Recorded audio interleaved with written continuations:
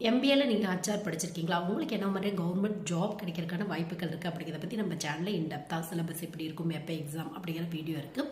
வேணும் அப்படின்னா வந்து செக் பண்ணி பாருங்கள். லிங்க் வேணும் அப்படின்னா கண்டிப்பாக கமெண்ட் செக்ஷனில் மென்ஷன் பண்ணுங்கள். ஸோ ஜென்ரல் டீட்டெயில் இந்த 1 மினிட்ல வந்து நம்ம பார்த்தரலாம். ஸோ ஃபஸ்ட்டு எம்பிஏல ஹச்ஆர் படிச்சிருக்கீங்க அப்படின்னா உங்களுக்கு பேங்க் ரிலவெண்ட்டான ஐபிபிஎஸ் அப்படிங்கிற ஒரு எக்ஸாம் வருது. சென்ட்ரலைஸ்டு பேங்க் எக்ஸாம் தான். ஸோ இது கீழே எஸ்ஓ அப்படிங்கிற வேகன்சி வரும். ஸ்பெஷலிஸ்ட் ஆஃபீஸர் அப்படிம்பாங்க. இது கீழே ID officer, marketing officer, HR officer, இந்த மாதிரி நிறைய வேகன்சி இருக்குது.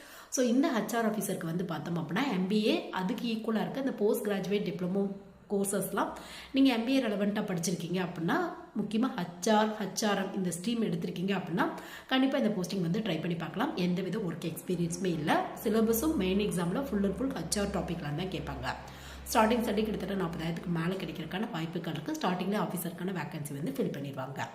இது மட்டும் இல்லாமல் வந்து பார்த்தோம் அப்படின்னா உங்களுக்கு ஐபிபிஎஸ் ஆர்ஆர்பி இது வந்து பார்த்தோம் அப்படின்னா உங்களுக்கு இந்த ரூரல் பேங்க்கான வேகன்சி அப்படின்னு வந்து சொல்லுவாங்க. இதுக்கு கீழே ஆஃபீஸர் ஸ்கேல் 2 அப்படிங்கிற வேகன்சி வருது.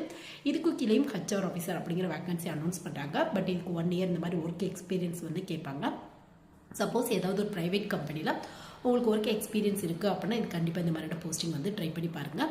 இது மட்டும் இல்லாமல் நீங்கள் எம்பிஏ ஹச்ஆர் முடிச்சிருக்கீங்க அப்படின்னா எனி டிகிரி ஹோல்டர்ஸ்க்கான கவர்மெண்ட் ஜாப் எல்லாமே நீங்கள் வந்து ட்ரை பண்ணி பார்க்கலாம்.